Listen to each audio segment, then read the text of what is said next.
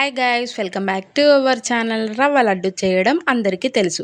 లడ్డు అంటే చాలామంది గట్టిగా అయిపోతుందని భయపడతారు. నేను చెప్పే చిన్న చిన్న టిప్స్తో లడ్డు నోట్లో వేసుకుంటే కరిగిపోయేంత సాఫ్ట్గా పర్ఫెక్ట్గా వస్తుంది. కాబట్టి వీడియోని లాస్ట్ వరకు స్కిప్ చేయకుండా చూడండి. సీక్రెట్ టిప్స్ మిస్ అవ్వకండి.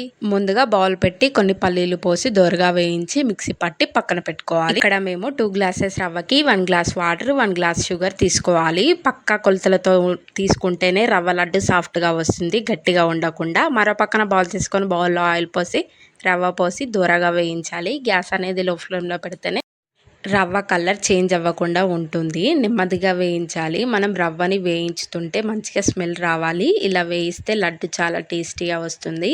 మరో పక్కన బౌల్ తీసుకొని పాకం పెట్టాలి. షుగర్ వేసి నేను ముందు చెప్పాను కదా 1 గ్లాస్ వాటర్ అని, గ్లాస్ వాటర్ పోసి పాకం వచ్చేంత వరకు మరిగించాలి. ఈ పాకమే రవ్వ లడ్డు రుచి, టెక్స్చర్ నిర్ణయిస్తుంది కాబట్టి జాగ్రత్తగా చూడండి. పాకం ఒక తీగ వరకు ఉంచాలి. పాకం వచ్చింది అని ఎలా తెలియాలి అంటే, ఇప్పుడు పాకం రెడీ అయింది, వేళ్ళ మధ్యలో తీసి చూస్తే ఒక తీగ వస్తుంది. ఇంతకంటే ఎక్కువ ఉడికిస్తే లడ్డూలు గట్టిగా అయిపోతాయి. పాకం వచ్చిన తర్వాత అందులో కొంచెం కొంచెం రవ్వ వేసి కలపాలి. అందులో మేము ముందుగా పల్లీలను మిక్సీ పట్టుకొని పక్కన పెట్టుకున్నాం. ఆ పల్లీల పొడి, యాలకుల పొడి, నెయ్యి వేసి బాగా కలపాలి. ఎంత మంచిగా కలిపితే లడ్డూలు అనేది అంత పర్ఫెక్ట్గా వస్తాయి. సీక్రెట్ టిప్స్ ఏంటి అంటే, పాకంలో రవ్వని కొద్ది కొద్దిగా వేసి కలపండి. ఒకేసారి రవ్వని వేస్తే ఉండలు కట్టే అవకాశం ఉంటుంది. కాబట్టి నెమ్మదిగా రవ్వని వేసి కలపాలి. ఇంకో టిప్ ఏంటి అంటే, గ్యాస్ అనేది లో ఫ్లేమ్లో పెట్టాలి మనం పాకం పట్టేటప్పుడు. మళ్ళీ స్పీడ్లో పెడితే పాకం అనేది సరిగ్గా రాదు. కాబట్టి లో ఫ్లేమ్లో పెట్టి పాకం పట్టాలి. అలా అయితేనే తీగ పాకం అనేది చాలా చక్కగా వస్తుంది. ఇక్కడ చూడండి, పాకం అనేది ఆల్రెడీ వచ్చేసింది. ఇలా ఉంటే పాకం వచ్చినట్టు మీరు గమనించండి. నేను ఇంతవరకు మీకు ప్రాసెస్ చెప్పిన రవ్వ లడ్డుది, కానీ ఇక్కడ మీరు చూడండి, మేము రవ్వని ఎంత కొంచెం కొంచెంగా వేసి పాకంలో కలుపుతున్నామో మీరు కూడా అలానే కలిపితే రవ్వ లడ్డు అనేది మనం లడ్డు చేస్తుంటే మంచిగా రౌండ్గా వస్తుంది. పాకంలో అన్నీ కలిపిన తర్వాత కొంచెం సేపు పక్కన పెట్టుకోవాలి. ఎందుకు పక్కన పెట్టుకోవాలి అంటున్నానంటే, మొత్తం ఈ పాకంకి మొత్తం రవ్వ అనేది పట్టాలి కాబట్టి.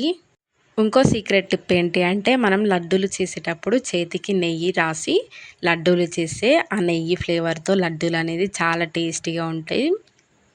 నేను చెప్పే ఈ టిప్స్ అన్నీ మీరు పాటిస్తే కనుక రవ్వ లడ్డూలు అనేది చాలా టేస్టీగా వస్తాయి. నోట్లో వేసుకుంటే కరిగిపోయేలా ఉంటాయి.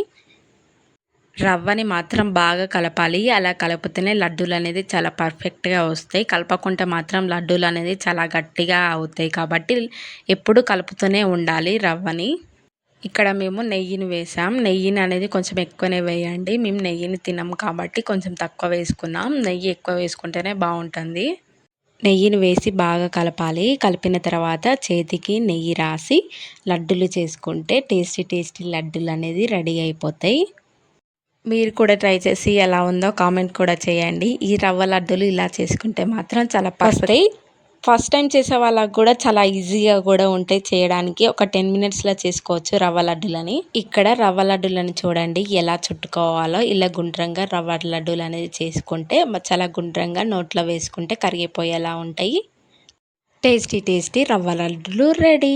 ఈ వీడియో మీకు నచ్చినట్టయితే లైక్ చేయండి. ఇంకా ఇలాంటి సింపుల్ అండ్ వంటల కోసం మన ఛానల్ని సబ్స్క్రైబ్ చేసుకోవడం మర్చిపోకండి. సబ్స్క్రైబ్ చేయండి, నన్ను సపోర్ట్ చేయండి, ఎంకరేజ్ చేయండి. బాయ్ బాయ్, ఉంటా మరి.